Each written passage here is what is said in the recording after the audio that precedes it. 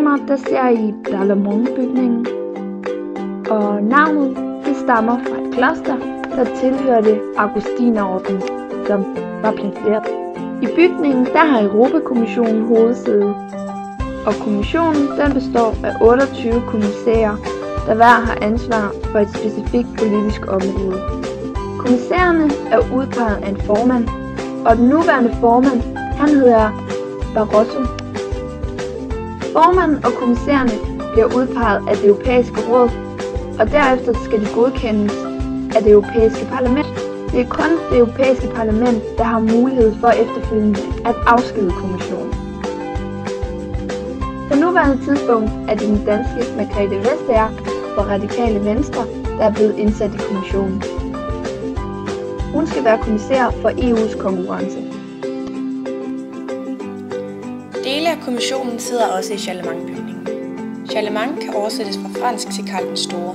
Han var kejser over kejserherredømmet Frankerriget samt store dele af det gamle vestromerske rige. Karl den Store blev kaldt Europas fader, fordi han af romerrigets smuldrende rester skabte grundlag for det moderne Europa, blandt andet ved at begynde skabelsen af statsmagterne Frankrig og Tyskland. Kommissionens formål er at repræsentere EU's samlede interesser, og det gør de inden for områderne international repræsentation af EU, håndhævelse af EU-lovgivning samt forvaltning af EU's budget og tildeling af støtte. Derudover har kommissionen også første trin i beslutningsprocessen, nemlig initiativsretten. Kommissionen må som den eneste foreslå nye lovgivninger eller ændringer. Derefter går processen videre til parlamentet og rådet. Bygningen er opkaldt efter en belgisk klassisk filolog. Det europæiske råd består af regerings- og statschefer fra de 28 EU-lande, EU's første formand og Europakommissionens formand. Den nye formand for det europæiske råd er polakken Donald Tusk, der derved skal erstatte belgieren Herman van Rompuy. Det er formanden for rådet ansvarlig for møderne. I det europæiske råd bliver der afholdt møde mindst 4 gange om året i form af EU-topmøder. Medlemmerne kan vælge at lade sig hjælpe af en minister, og kommissionsformanden kan få hjælp af en kommissær til møderne. Det europæiske råds opgave er at fastlægge den overordnede politiske udvikling af den europæiske unions retningslinjer for EU's arbejde.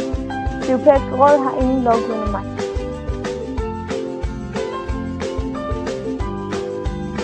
Paul-Henri Spaak-bygningen er en del af Spas-Leopold-komplekset, som er et kompleks af bygninger, hvor EU-parlamentet ligger.